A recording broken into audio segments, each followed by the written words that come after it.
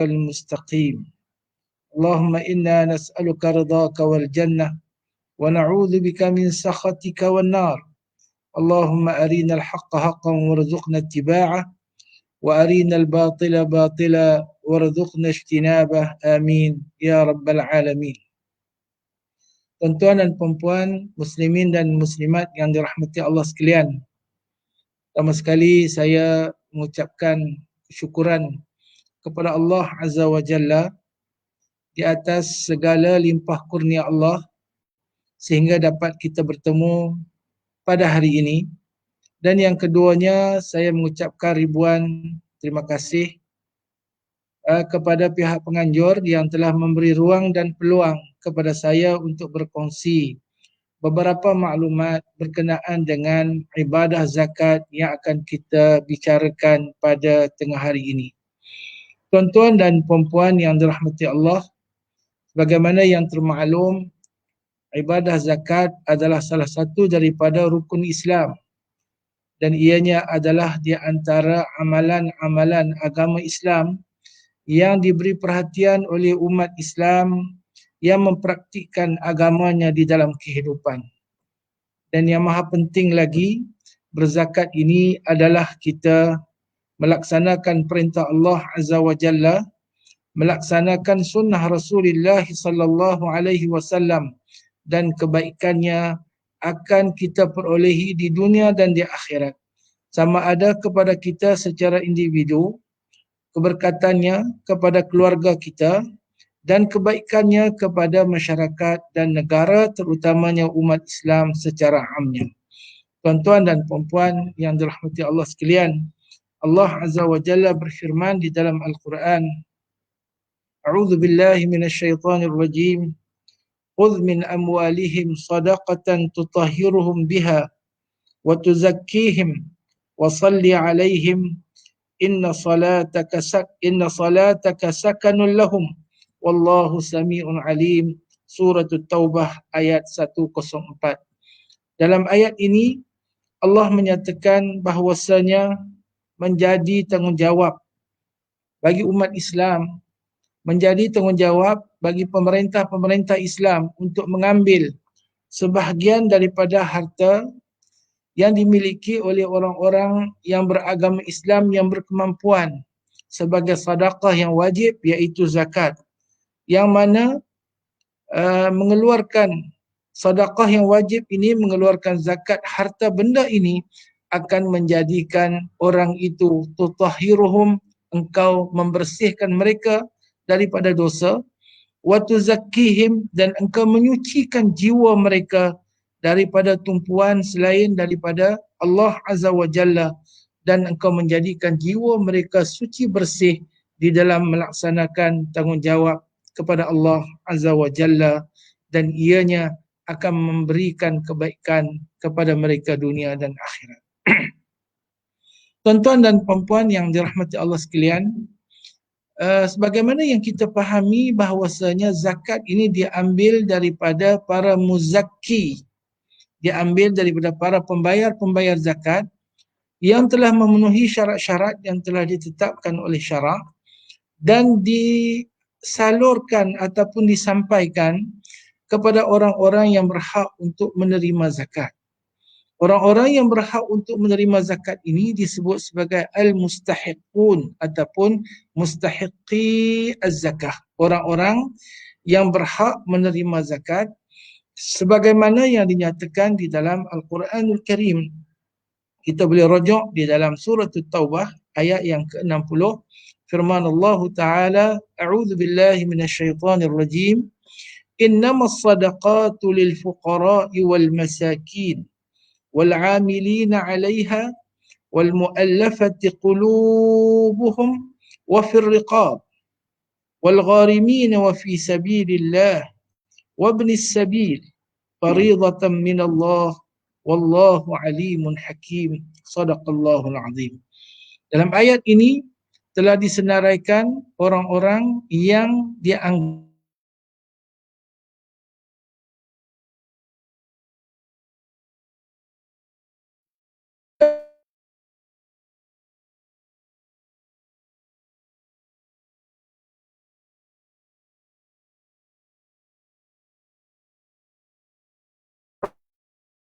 zakat ini adalah golongan yang disebut sebagai mustahiqi az-zakah, orang yang berhak untuk menerima zakat, dan mereka ini juga dikenali di dalam masyarakat sebagai asnaf.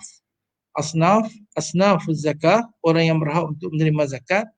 Mereka ini ada 8 golongan, iaitu yang pertamanya al-fuqara, orang-orang fuqara. Yang keduanya al-masakin, orang-orang miskin. Yang ketiganya al-amilina 'alaiha, orang-orang yang menjadi amil untuk mengumpul dan mengagihkan zakat. Yang keempat al-muallafatu qulubuhum, orang-orang yang dikategorikan sebagai orang-orang muallaf, yang dijinakkan hati-hati mereka dengan agama Islam, iaitu dalam mazhab kita orang yang baru menganut agama Islam. Wa fir riqab, orang yang terbelenggu dengan perhambaan. Wal gharimin, orang-orang yang berhutang. Wa fi sabilillah, dan orang-orang yang dikategorikan sebagai orang-orang dalam golongan fi sabilillah, yang berjuang untuk menegakkan agama Allah Azza wa Jalla. Wa ibnis sabil, dan orang-orang yang dikategorikan sebagai ibnus sabil, iaitu orang yang terlantar di dalam perjalanan. Ridhatan minallah, ia merupakan satu kewajipan, satu kefarduan yang telah ditetapkan oleh Allah Azza wa Jalla. Wallahu alimun hakim. Allah Ta'ala maha mengetahui lagi maha bijaksana.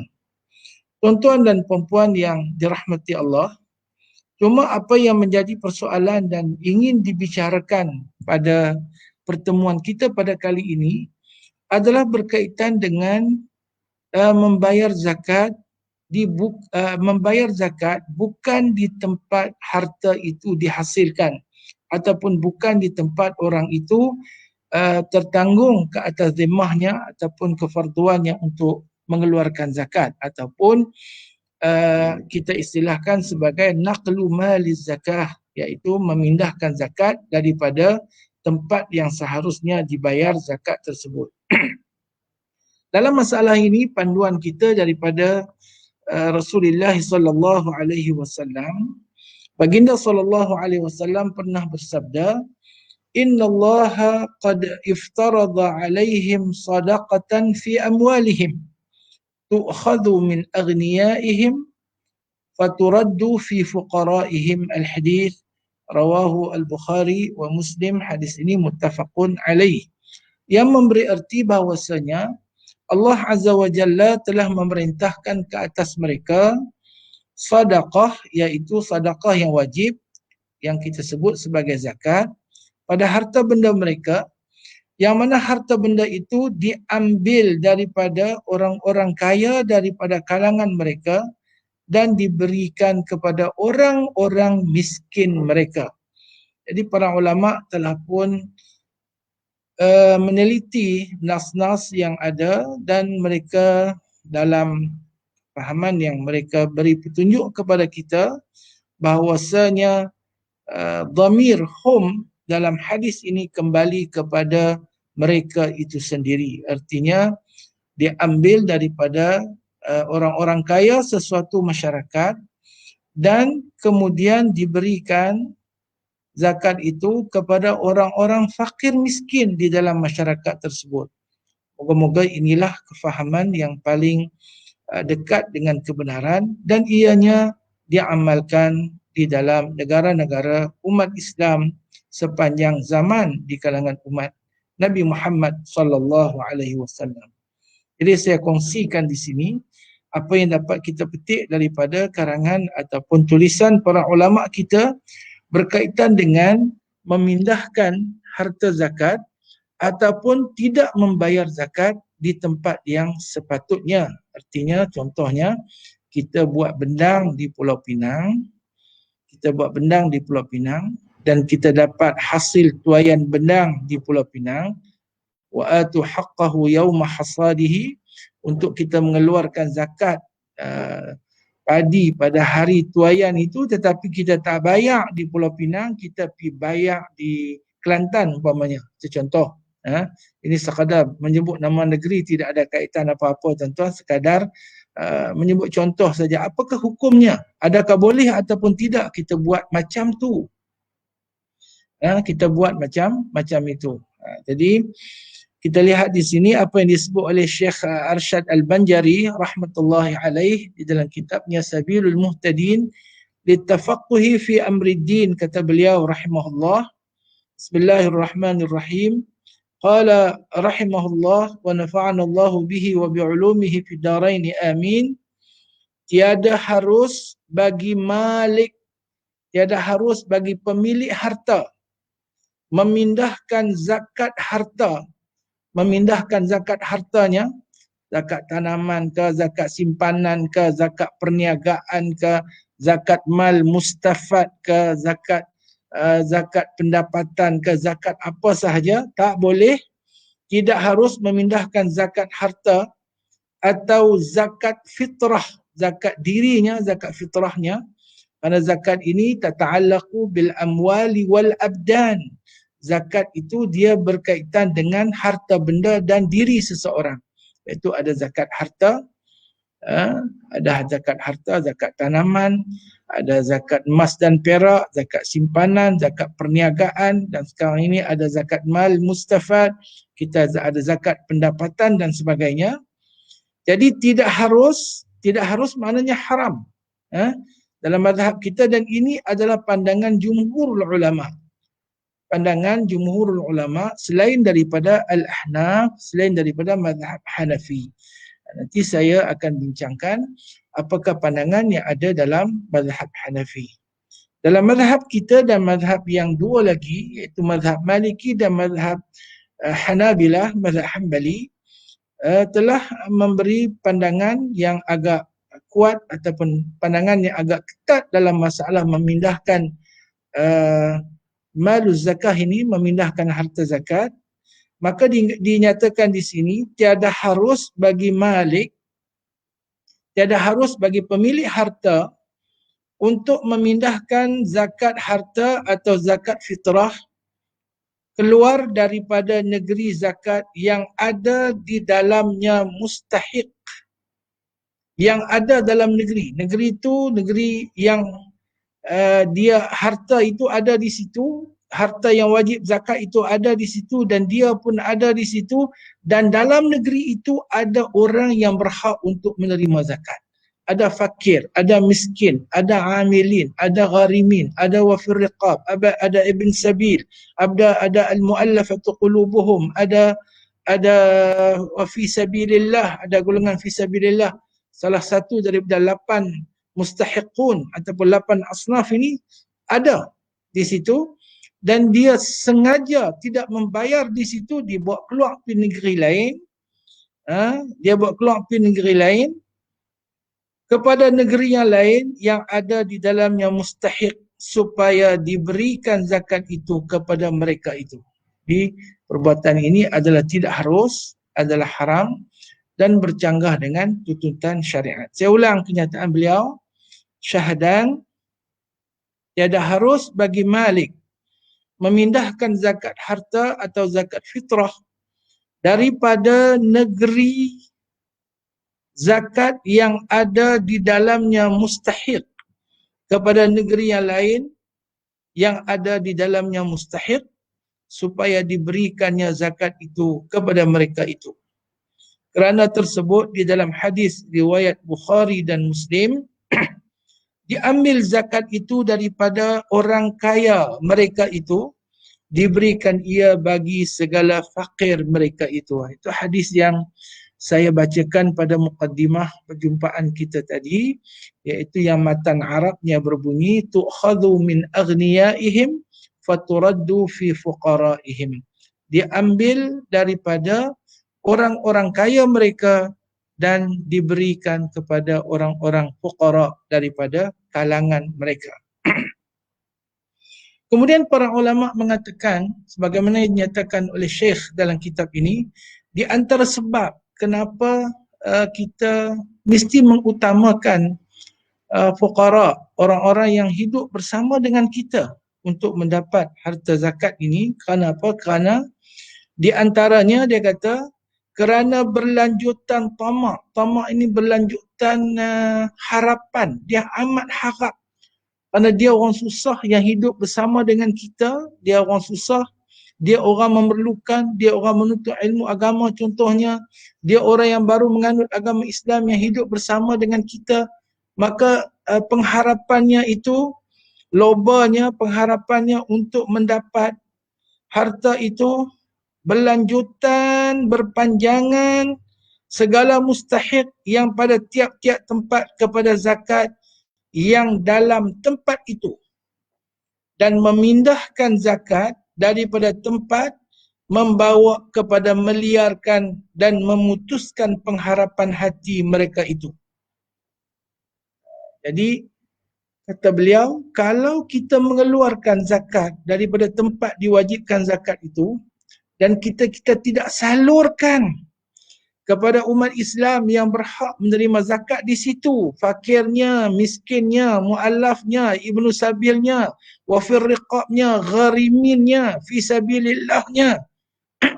Artinya, kita telah menghancurkan harapan mereka, kita telah membuatkan hati mereka terluka, liar hati, mana mereka tak puas hati, kita telah menyebabkan putus harapan mereka, dan wallahu alam, bagi pandangan kita, kita telah mengkhianati hak yang seharusnya dimiliki oleh mereka dan kita beri kepada orang lain di tempat lain, yang mana di negeri itu juga ada orang kaya yang akan membayar zakat kepada orang miskin di tempat itu.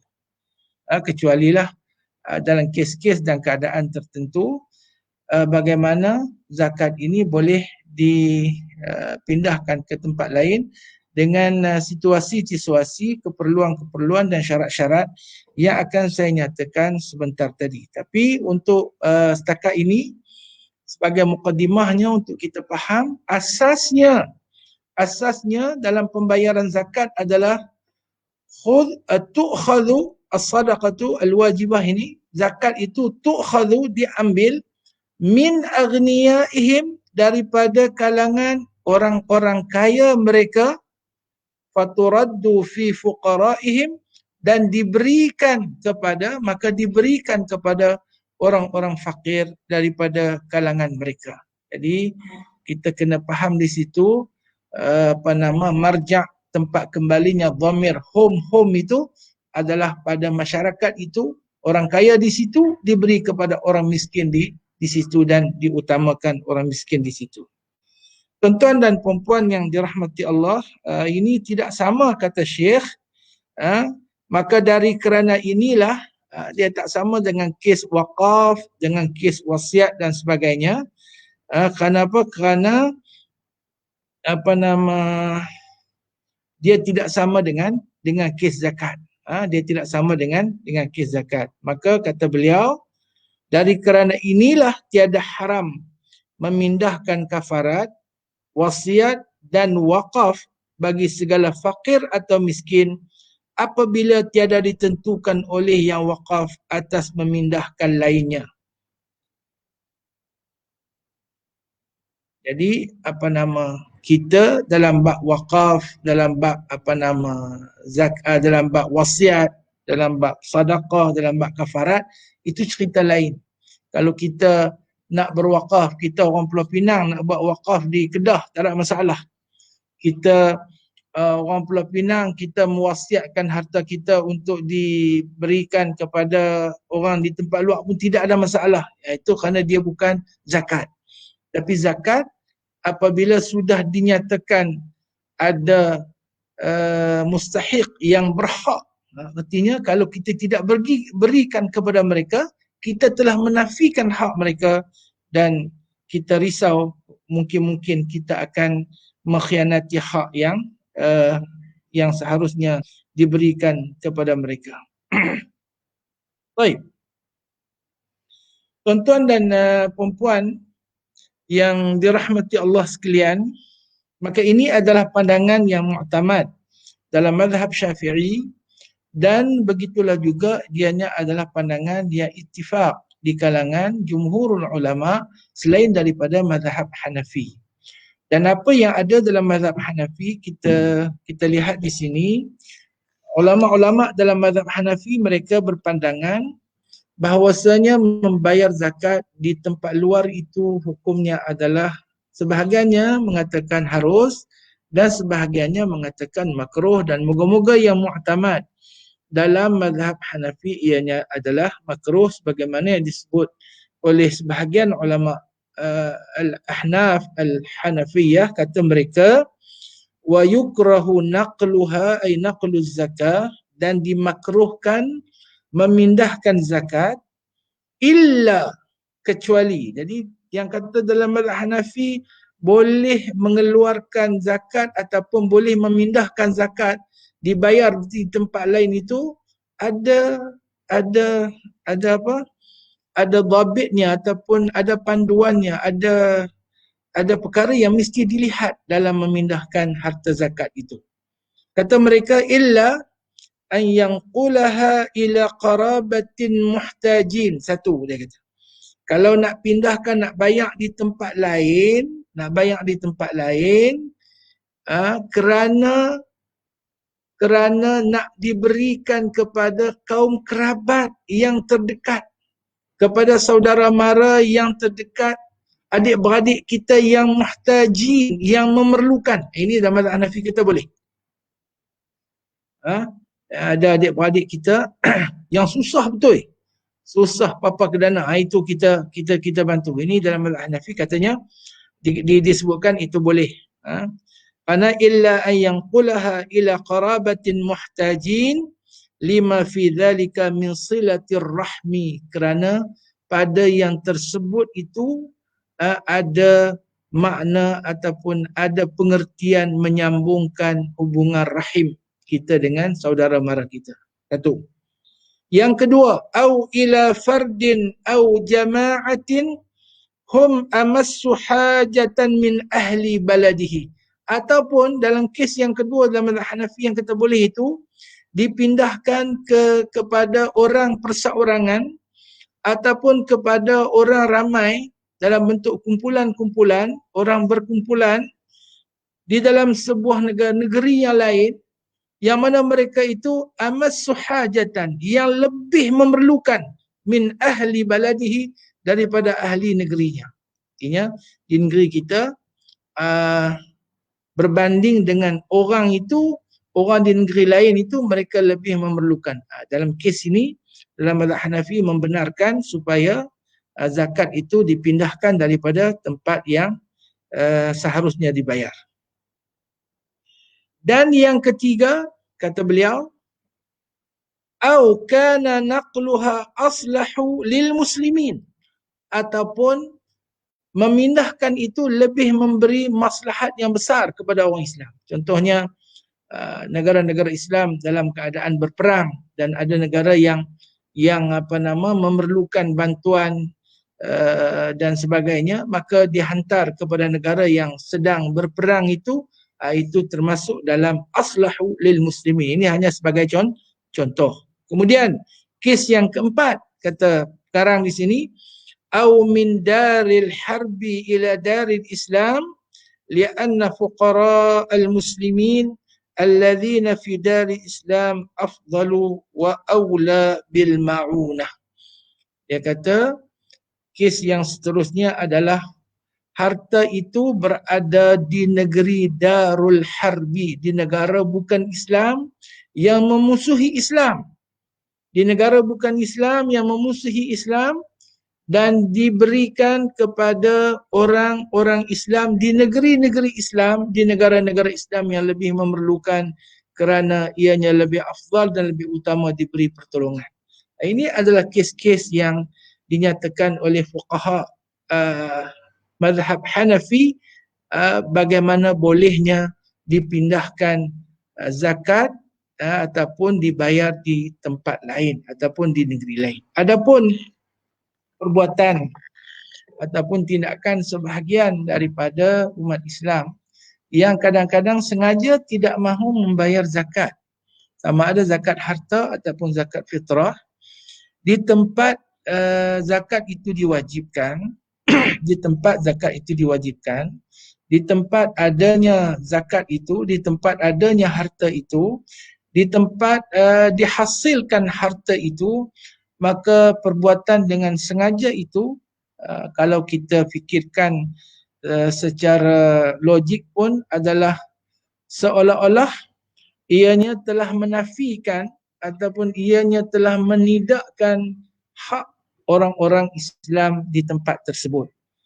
Hak mustahik orang-orang yang berhak dengan zakat ataupun hak asnaf yang berada di situ, apatah lagi mereka ini orang yang hidup bersamanya, jiran tetangganya, jiran sekampungnya, jiran sebandarnya, jiran sedaerahnya, jiran senegerinya. Mereka hidup bersama dengan kita. Kita melihat penderitaan mereka, kita melihat keperluan mereka, kita melihat dalam bahasa Indonesianya kebutuhan mereka untuk memenuhkan keperluan hidup.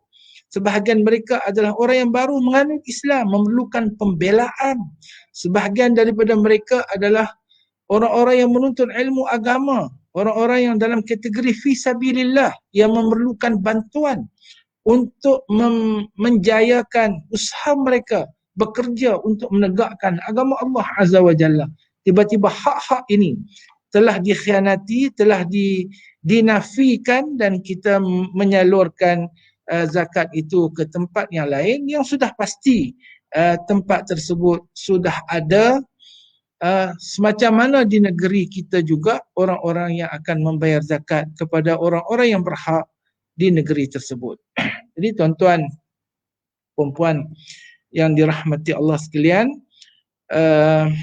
itu adalah sebagai landasan yang dapat kita pegang dalam masalah memindahkan ataupun menunaikan zakat di negeri yang bukan harta itu dihasilkan ataupun yang bukan harta itu ada. Perbuatan malik, perbuatan pemilik harta melakukan sedemikian rupa adalah suatu perkara yang amat dikesali, dan kita harapkan ianya dapat diperbetulkan semula.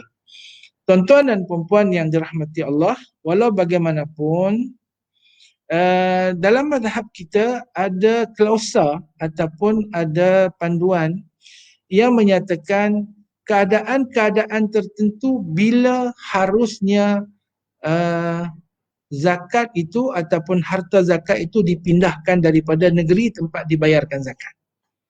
Kata beliau di sini rahmatullahi alaih,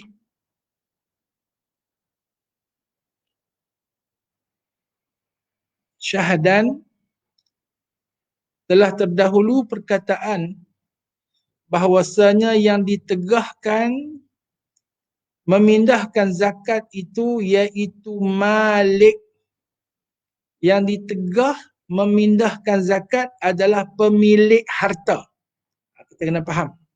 Syahadan telah terdahulu perkataan bahawasanya yang ditegahkan memindahkan zakat itu iaitu malik, iaitu pemilik harta ataupun muzaki yang diam di dalam negeri atau di dalam suatu dusun yang tiada berpindah ia daripadanya. Kita duduk Pulau Pinang, mukim di Pulau Pinang, mustautin di Pulau Pinang, kita sendiri nak ambil duit zakat di sini, kita nak pergi bayar di tempat lain, itu adalah ditegah dan dilarang. Ini ditegah dan dilarang. Namun dia kata di sini adapun imam. Nah, imam dalam kitab-kitab fiqh ini, tuan-tuan jangan faham imam masjid. Dia kata imam masjid Bertam lah, imam masjid Abdullah Fahim ke, imam masjid Jami' Badawi ke. Tak. Imam di sini bukan merujuk kepada imam sembahyang jamaah, tetapi imam di sini merujuk kepada imamud daulah, imam negeri. Imam negeri iaitu pemerintah negeri. Sebab tu dia kata di sini adapun imam yakni sultan, penguasa ataupun kerajaan. Adapun imam yakni sultan, maka harus baginya memindahkan zakat mutlaqan, secara mutlak. Dari kerana sekalian zakat orang yang di dalam tangannya seperti hukum satu zakat jua.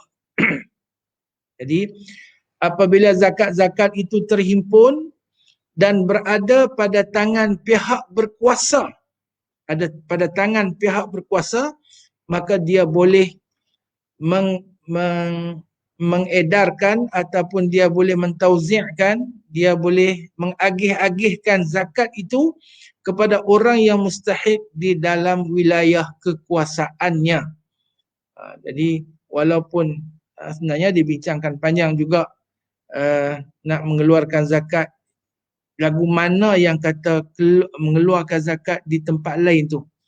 Ada yang mengatakan keluar kota, ada yang mengatakan melebihi daripada 2 marhalah, ada yang mengatakan sampai kepada tempat yang bukanlah dikata negeri tu. Jadi kalau kita kata kita di Pulau Pinang ni, lagi nama Pulau Pinang tu tang mana pun dikira di tempat dia lagi. Duk bayar lepas nak pergi bayar di Kepala Batas, orang balik pulau nak bayar di Bukit Bertajam boleh, kerana masih lagi dianggap sebagai negeri yang satu. Masih lagi dianggap sebagai negeri yang satu.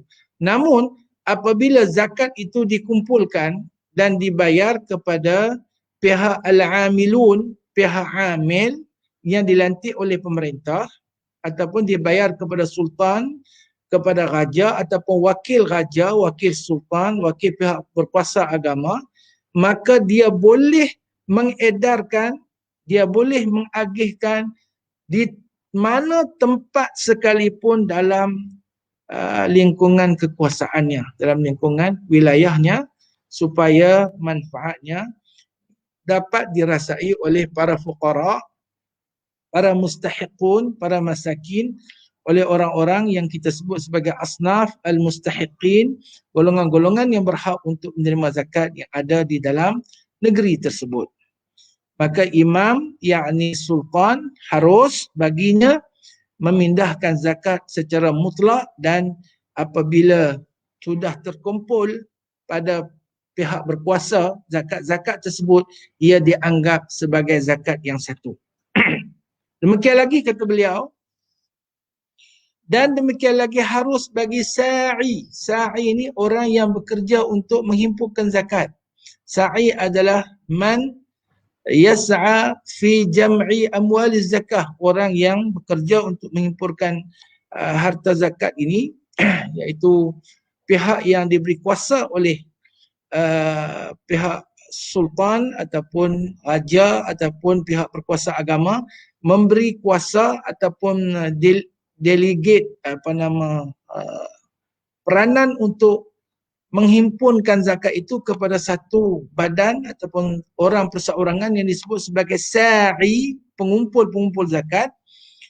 Dia kata di sini harus bagi sa'i memindahkan zakat, tetapi wajib akan dia memindahkan zakat bagi imam. Jadi golongan yang dilantik itu, contohnya pihak, kalau di Pulau Pinang ni kita ada ZPP. ZPP kena himpun zakat tu untuk Majlis Agama Islam Negeri Pulau Pinang, kerana mereka adalah bertindak di atas nama Majlis Agama Islam Negeri Pulau Pinang, iaitu pihak berkuasa agama di negeri kita yang diberi kuasa oleh Duli Tuanku yang di-Pertuan Agong.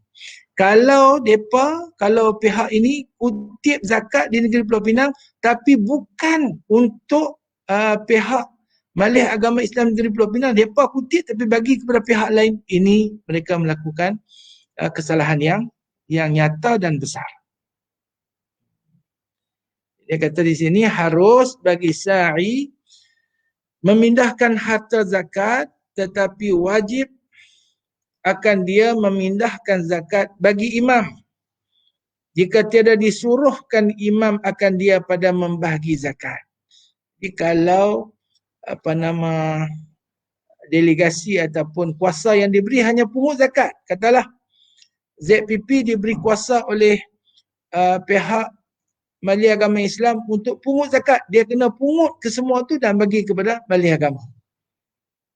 Tetapi kalau Majlis Agama bagi dua-dua kuasa, iaitu memungut dan mengagih, maka ZPP boleh memungut zakat dan mengagihkan zakat itu kepada para mustahik dengan kuasa yang diberikan oleh Majlis Agama Islam Negeri Pulau Pinang.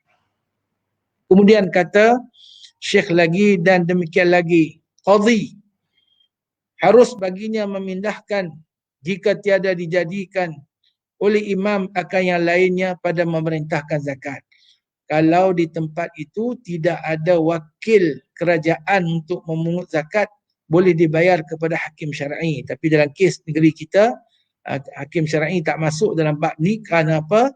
Kerana qadhi hakim syar'i ini tidak diberi kuasa, dan kalau tak ada orang lain baru mereka boleh kutip. Tapi oleh kerana di negeri kita sudah ada pihak yang diberi amanah oleh Majlis Agama iaitu ZPP, maka kena bayar kepada zakat negeri Pulau Pinang.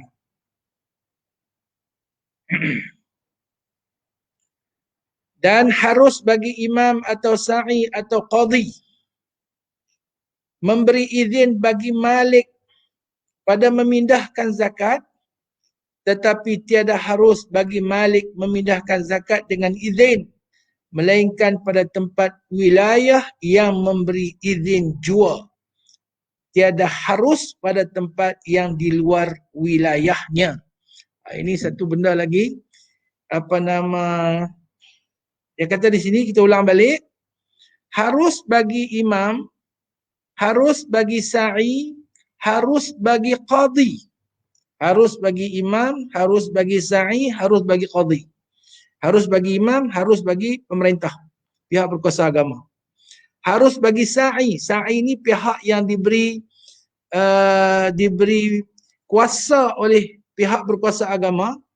Harus bagi qadhi. Qadhi ni dalam orang-orang yang berkaitan dengan urusan mahkamah dan sebagainya. Orang-orang yang bertindak sebagai hakim syar'i, harus mereka ini memberi izin kepada malik memindahkan harta zakat daripada tempat diwajibkan membayar zakat itu. Itu boleh. Itu orang tu bayar zakat.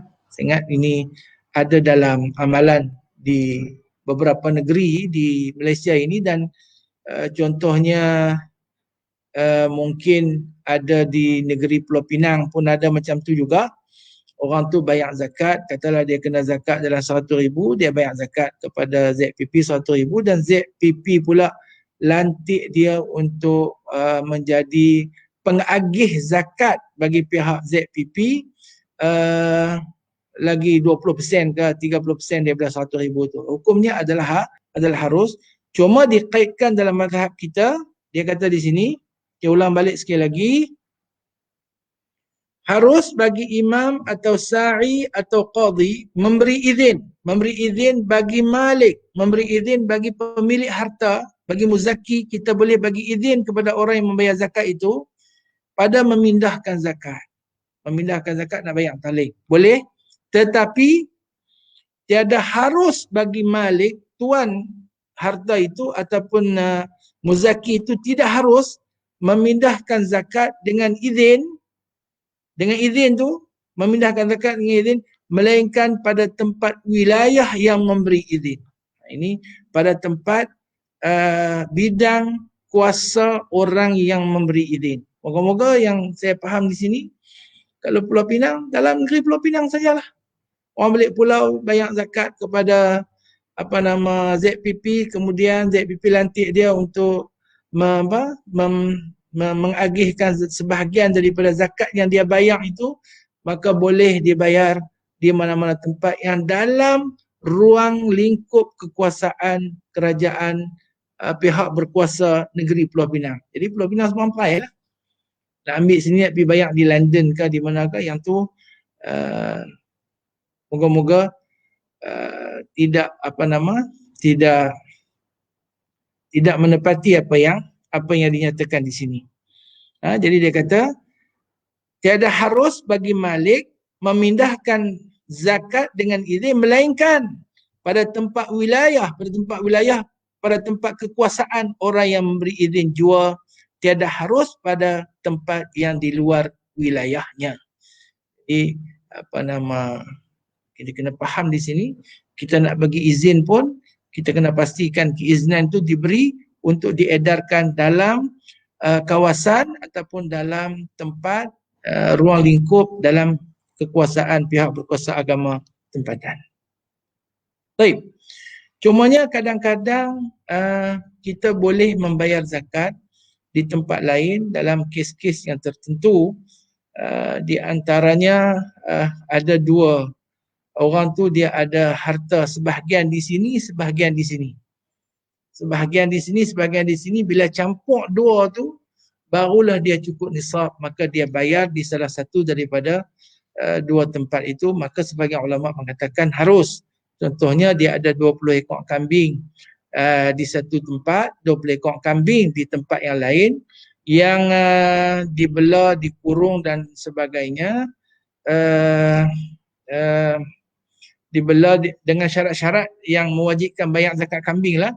Maka dia bayar di salah satu tempat. Dia semacam memindahkan zakat daripada tempatnya, tetapi sebenarnya dia adalah membayar zakat pada salah satu daripada tempat yang diwajibkan ia untuk membayarkan zakat tersebut. Dan contoh lagi, harus mengeluarkan zakat daripada tempatnya, boleh bayar tempat lain kalau harta itu berada di tempat yang tak ada orang. Contohnya, dia ada harta di tengah hutan. Harta yang wajib zakat tu di tengah hutan dan tempat tu tak ada orang duduk, dan dia membayar zakat harta tersebut di tempat yang berhampiran, yang ada masyarakat Islam dan orang yang berhak menerima zakat di tempat itu. Itu di antara yang yang dicontohkan oleh para ulama sebagai keharusan untuk mengeluarkan zakat bukan pada tempatnya. Begitu juga kes yang ketiga, harus mengeluarkan zakat mengeluarkan zakat bukan pada tempatnya, iaitu bagi orang yang hidupnya berpindah randah. Bagi orang yang hidupnya berpindah randah, ada bersama dengannya harta yang dia wajib membayar zakat. Contohlah orang ni ada simpan mah banyak, dia simpan mah lebih kurang 2-3 kilo, tapi hidupnya berpindah rendah, sama ada naik kapal ke, orang zaman dulu naik unta ke, ataupun orang hidup secara nomad berpindah rendah. Naik kapal dah senang, orang belayak kapal betul-betul, belayak kapal, hidup ni dalam kapal, layak dalam kapal saja, bertonton dalam kapal saja, dan bersama dia ada orang miskin dan sebagainya, maka dia boleh bayar kepada fakir miskin yang belayak bersama dengan dia. Kalau tak ada, dia bayar kepada fakir miskin yang tempat dia singgah di mana-mana, ada fakir miskin di situ. Itu ada orang-orang yang berhak menerima zakat di situ. Kalau tak ada juga, maka disimpan sampai dia jumpa dengan orang yang berhak untuk menerima zakat fitrah.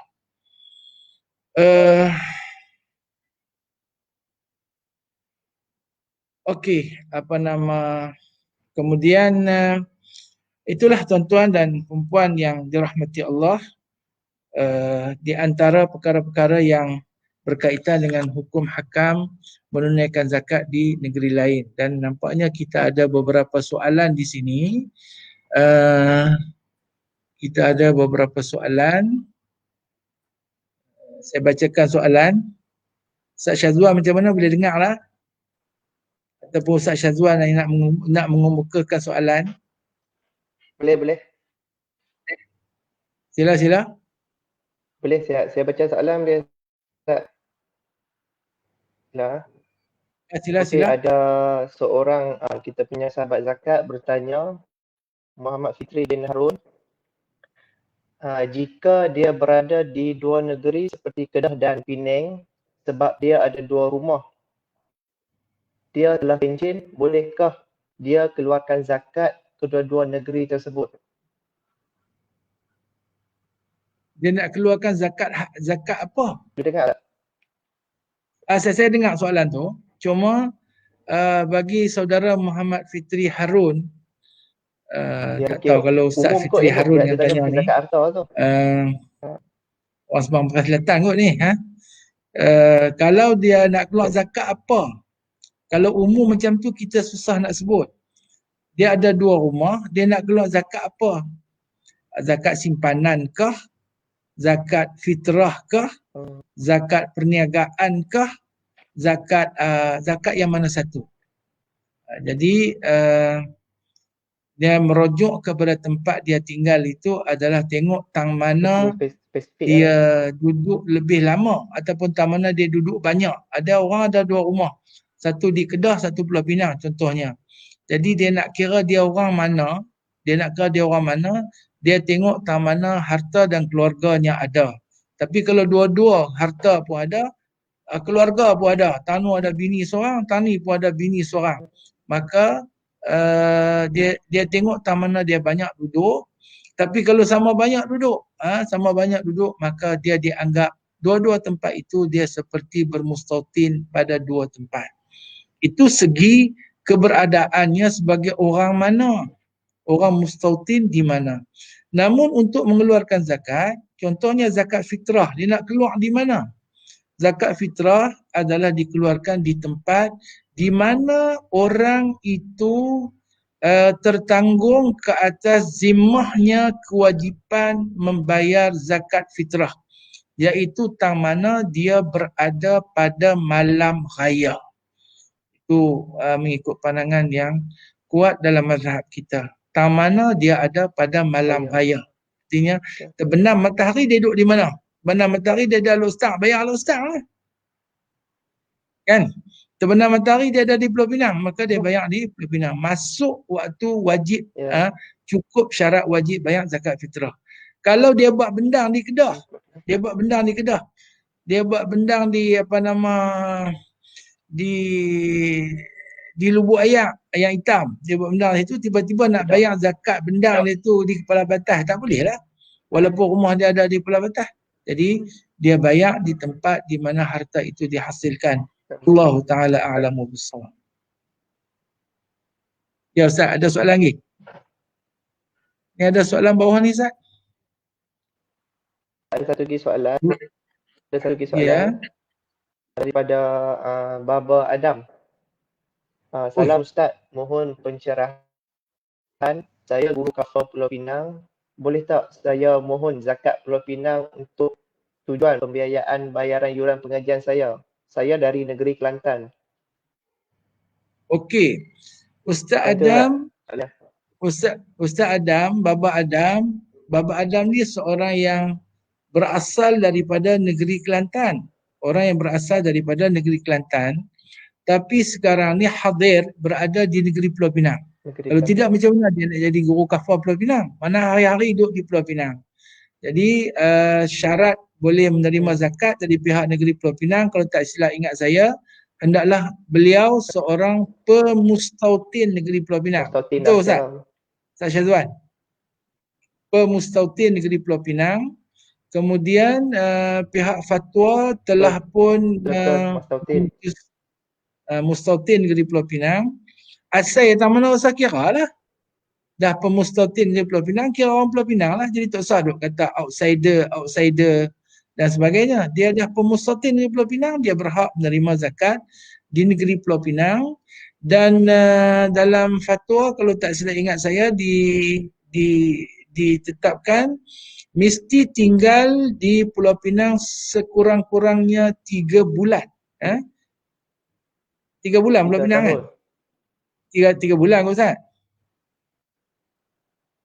3 bulan. Kalau saya silap minta pihak zakat betulkan, artinya dia melebihi tempoh menjadi seorang pemustautin di negeri Pulau Pinang, maka dia berhak mendapat zakat di negeri Pulau Pinang dengan garis panduan yang telah ada.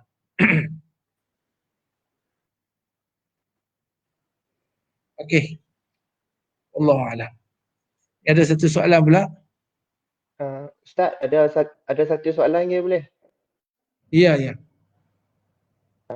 Last soalan saya Tuan Guru yang mulia, untuk zakat perniagaan adalah haul yang cukup 1 tahun, bolehkah zakat perniagaan itu dibayar secara bulanan? Okey. Kalau kita dah cukup setahun, dia nak bayar secara bulanan. Kita dah cukup setahun, kira-kira kenalah bayar zakat RM10,000, tapi kita nak bayar bulan-bulan, sebulan RM1,000.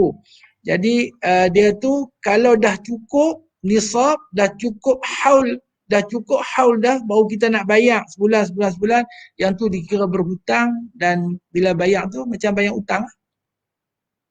Bayar tu macam bayar hutang. Kecuali dia nak mengeluarkan zakat sebelum cukup haul. Tiap-tiap bulan dia bayar. Setiap untung dia bayar siap-siap.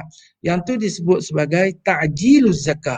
Orang yang mempercepatkan membayar zakat sebelum sampai kepada tempohnya. Moga-moga ianya diharuskan berdasarkan kepada syarat-syarat yang telah ditetapkan oleh para fuqaha. Mungkin masa kita dah habis dah, nak terang lanjut. Tapi diharuskan mempercepatkan bayar zakat, ta'jil, menyegerakan pembayaran zakat sebelum sampai kepada tempohnya. Sebelum cukup haul, bayar siap-siap. Itu boleh, tak ada masalah. Cukup nisab, bayar terus, tak ada masalah. Ta'jil zakat itu dalam bab yang lain. Mungkin dalam jumpaan yang lain Ustaz Sazwan boleh kita bicarakan tentang bab ta'jil zakat. Jadi dah dua tu, dia nak bayar bulan tu, kalau dah cukup baru dia nak bayar, tu kira bayar hutang. Kalau tak cukup lagi tapi dia duk bayar lah sikit, yang tu boleh kerana dia termasuk dalam bab ta'jil zakah, menyegerakan pembayaran zakat. Boleh. Okey. Boleh Ustaz? Kakak itu sahaja soalan yang ada. Okey Ustaz, cumanya dalam bab mastautin tadi, dah